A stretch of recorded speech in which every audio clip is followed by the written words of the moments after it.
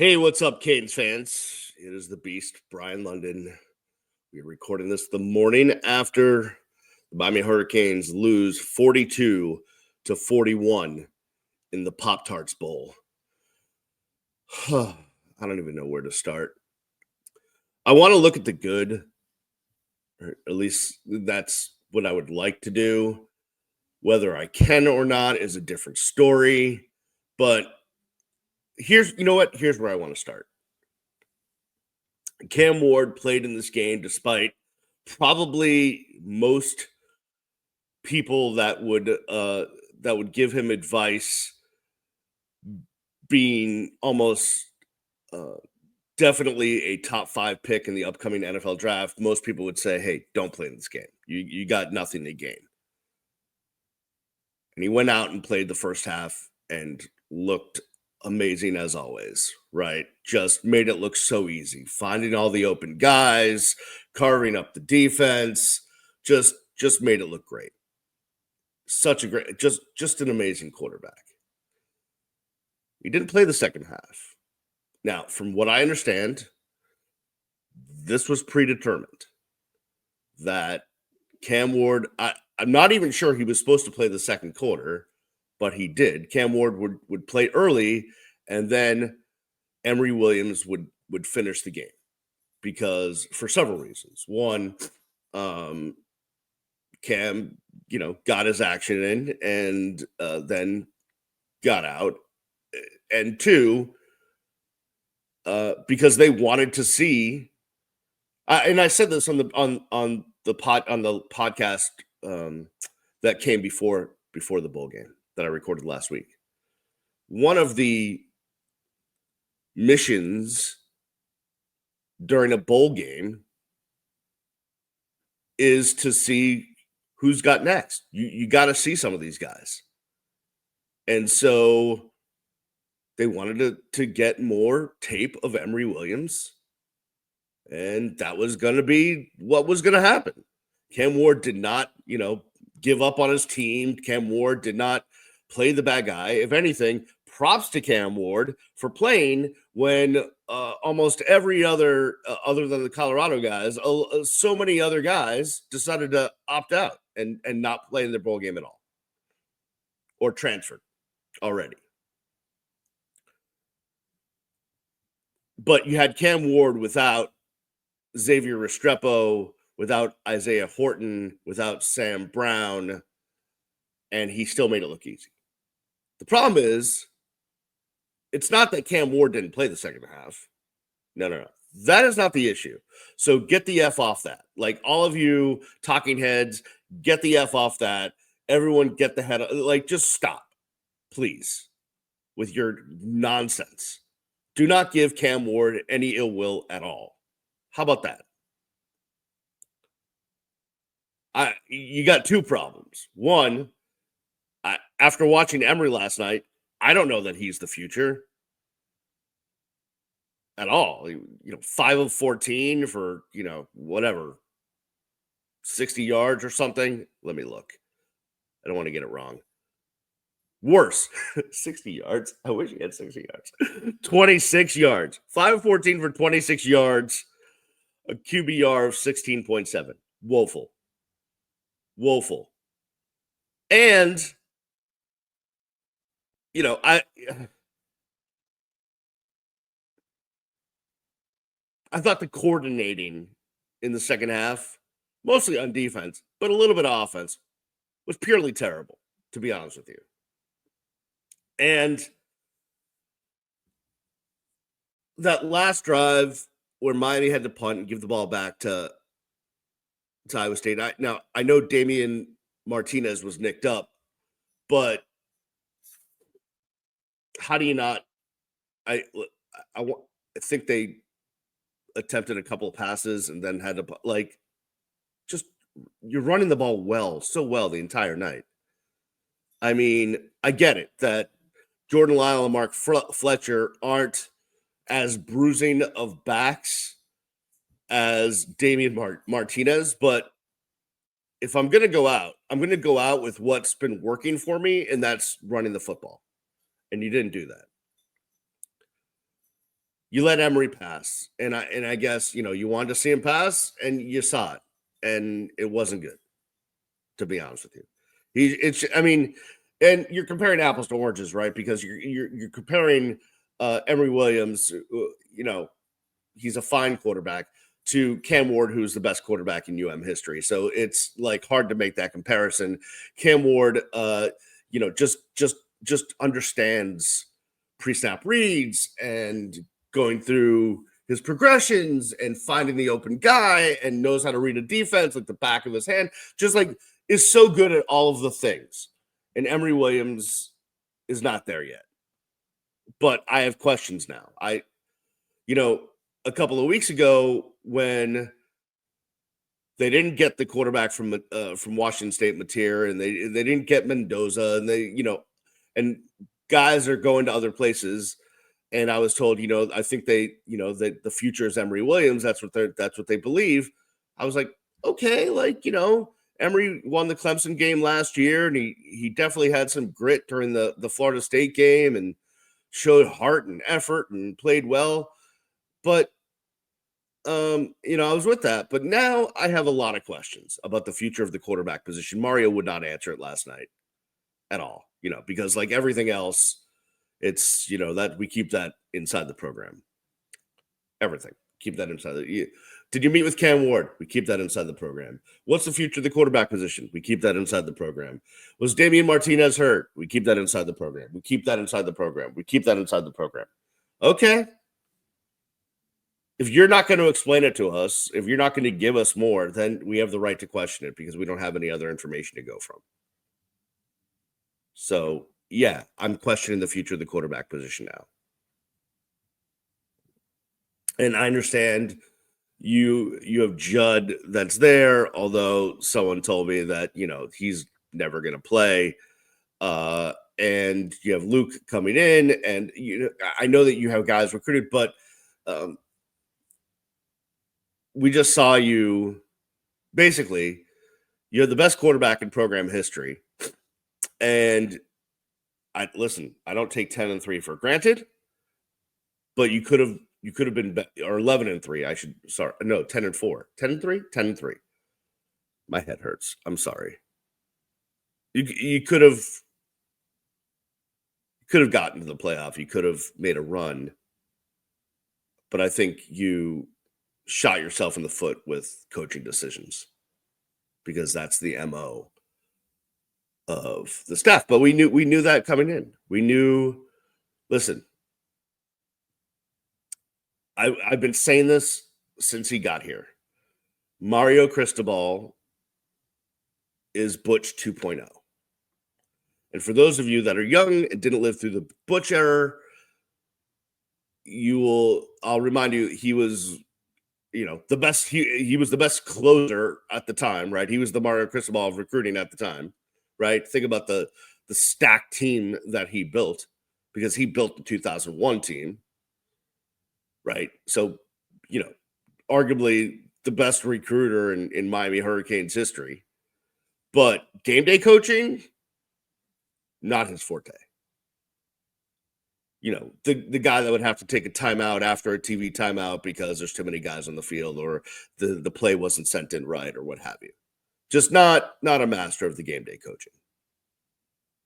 I mean, Butch, when it came to, in his heyday, when it came to coordinating a defense or that sort of thing, great, right? Did it in the NFL, Super Bowls, Jimmy Johnson, Dallas Cowboys. But as a head coach, not so much. Same thing with Mario. Mario, just ridiculous recruiter. Amazing. Just get him in front of a kid, right? But game days and all of that, not so much. Which means he needs to surround himself with the best of the best, right? That's what needs to happen. When it comes to coordinators, when it comes to assistants, he needs to surround himself with the best of the best. And I don't think that's what is there right now on either side. Now, more so defensively, like I'm sorry, but I'm done with I really like Lance Guidry, I like him. He's an affable guy, and I think he means well. But no, I'm sorry. Like you had one job last night, which was to stop Iowa State on their final drive, and you couldn't do it, and you let them score. Um, Also, just as like there, I would have. I think after the 2 minute warning, well, it's not a warning; it's a timeout. Whatever. We all know what it is. It's a 2 minute warning. But you want to be different? Call it 2 minute timeout. Fine. Be different. But it's a 2 minute warning. After the 2 minute warning, uh, I believe they ran the ball. Iowa State ran the ball, and Miami didn't call it timeout there. You could have had, a minute something, more than a minute, like almost 2 minutes left on the clock. But you didn't call a timeout there. You waited, then you call the timeout. Leaving what at the end 56 seconds left. I don't know that that was the best clock management, to be honest with you. And I know you're supposed to have Mr. Clock Management Guy, and I think I know who Clock Management Guy is, and I actually really like Clock Management Guy, and I think he's a really good coach, but maybe he shouldn't be the clock management guy. But yeah, the defensive coordinator, sorry. Like I don't like advocating for guys to lose their jobs. I don't want Lance Guidry to lose his job. I want him to get another job. Like go get another job somewhere else, please. Because enough, like I can't watch guys in the secondary being completely like bamboozled and out of position, and linebackers are in coverage, but they're too slow to be in coverage, and that seems ill-advised. I can't. I can't anymore. Please, please, please, please. And then offensively, I'll be honest with you, Shannon Dawson is fine, but let's be honest, Cam Ward made Shannon Dawson, right? It's like Josh McDaniels for the Patriots, right? How great was he when he had Tom Brady? Amazing. Goes other places, can't get it done. And that's kind of what I think. I like listen, I understand that personnel decisions and all that stuff, it's above my pay grade, but um if I'm Mario Cristobal, and I don't know his ability to do this, but he needs to, look in the mirror this morning, Sunday morning, day after the Pop Tarts Bowl, after you watched Iowa State, eat the edible mascot and Pop Tarts from a trophy. You need to look in the mirror and go, hey, listen, I'm not a savant when it comes to the head coaching and all of the things. I need to surround myself with the smartest, best people there are. Like, go find the best people to be your coordinators and your coaches. And obviously, like Alex Mirabal as offensive line coach is great. And, the running backs coach is fine. And, wideouts, Kevin Beard, he's the GOAT as far as I'm concerned. And he's probably one of your best, if not your best recruiter. Okay, I'm pretty good with your offensive assistants. Defensively, I don't know. I mean, obviously the defensive line, like I'll take Joe Salavea and Jason Taylor over almost anyone in the country. But the rest of it, yeah, I'm not too pleased, to be honest with you. And you have all the minions running around that are, all the operations guys and the analysts and all of those people. Like you need some upgrades, to be honest with you, because it's just not good enough. And if we're being frank, since you probably aren't going to have the program's best quarterback next year, you need to upgrade at other positions in order to make up for that. So you're going to have to, if you can't have the best quarterback in program history on the field, you might need to outcoach people. So that's going to have to be something you tackle. Later this week, we'll do a whole season recap and we'll get Brandon on and we'll really go through it. But as much as I want to just say, hey, it's just the Pop Tarts Bowl, like who cares, right? It's just a game. Who cares? To end the season at 11-2 and probably move into the top 10, that would have been something.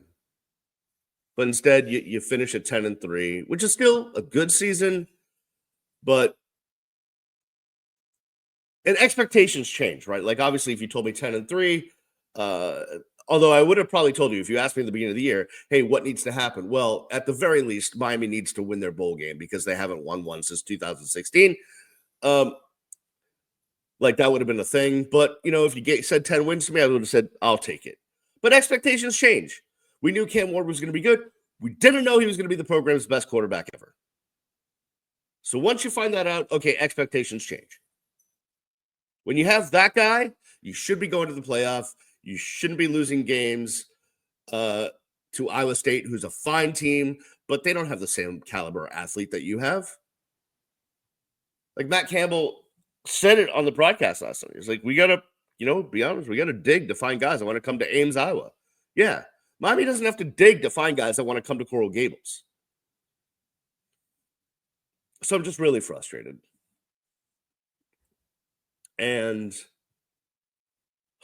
I mean, I could nitpick plays and series and all of that stuff, but I don't. It's just my brain hurts, to be honest with you. My brain hurts. Like watching that game in the first half was back and forth, but like, man, was it fun to watch? And even in the third quarter, and you scored a touchdown and you got a field goal, but then when you I mean, yes, the defense made one or two stops on drives, but like when they had to make us, like when they had to, batten down the hatches and make a stop, that didn't happen. It just didn't happen. Whether it was penalties or just bad coaching, it just did not happen. And yeah, you've gotten some great, I would say your portal upgrades that you've gotten in the portal outweigh what you've lost in the portal, but you can't be done yet. There needs to be more. You need upgrades. You need to spend money on that defense because, again, you're not going to have the program's best quarterback.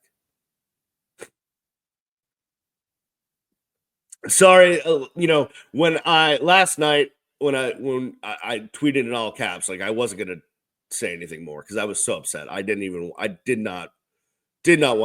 didn't want to. Listen. Here's what happened last night. I watched the game.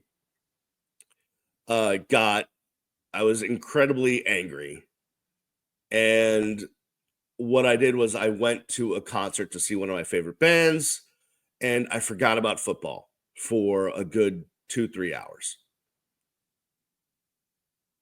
And I got home and I was like, do I record this now? And I was like, nah, it's too late. It's like 1 a.m. and I just want to go to bed and sleep on it. If I had recorded it last night, you would have seen me here crushing Pop Tarts and, just crushing Pop Tarts against my head, just angry as angry could be. But I slept on it and I woke up this morning and it's gloomy out. And now I'm just have Miami Hurricanes football depression. And I'm just blah. And I don't have the energy to scream and rant. So I'm sorry. It's not as entertaining. And I've been droning on, but that's how I feel. It's probably how you feel too. All right. I'll stop droning on. I don't know if I've made any sense. But you know what? To all the seniors, especially on the offensive line, Damian Martinez, Cam Ward, all of you guys, thank you. Thank you for what was a fun season. We'll do a further recap this week, but I just got to give props to the seniors for really being a special group, I think. Oh, can't believe we lost the Pop Tarts Bowl. Can we not play another bowl game in Orlando? Like I'm sick of playing bowl games. Like how many bowl games I've witnessed in Orlando that we've lost? I'm still trying to get over Craig Cooper tearing his knee up on that turf before they redid the stadium. And by the way, that stadium blows. Like it looks nice. Like there's nothing about that stadium that is nice. It sucks. Every time I go there, I mean, I've been there for concerts, I've been there for football games, been there for bowl games. It sucks. The people there are not helpful. It's a mess to get around. It's a mess to get in. It's a mess to get out. That stadium sucks. Can we please, Dan Radakovich, do not ever accept another bowl invite to Orlando, please. Like, go somewhere else, anywhere else, but there. Well, don't go to Boise because that was no fun either. I was on the sideline. It was like -6. That was terrible. And don't go to El Paso either. We've been to El Paso enough. That never works out in our favor. Okay? Like, I would just have to put it down on paper. Like, no Orlando, no Boise, no El Paso. Like, go somewhere else. Maybe go to, find your way into some bowl game we've never been to. Some exotic place. Go to Hawaii, go to San Diego. I don't know. I'm just riffing here. But that stadium, holy crap. And Hurricanes fans, it sucks. That stadium. It sucks. All right. That'll do it for me. We will see you later this week. I'll hopefully calm down and find some energy and we can have a proper recap of the season. Hey, thank you guys so much for supporting the Real Ones Canes podcast, for supporting me over the years. I greatly appreciate you more than you possibly know. And I'll see you when I see you. Peace.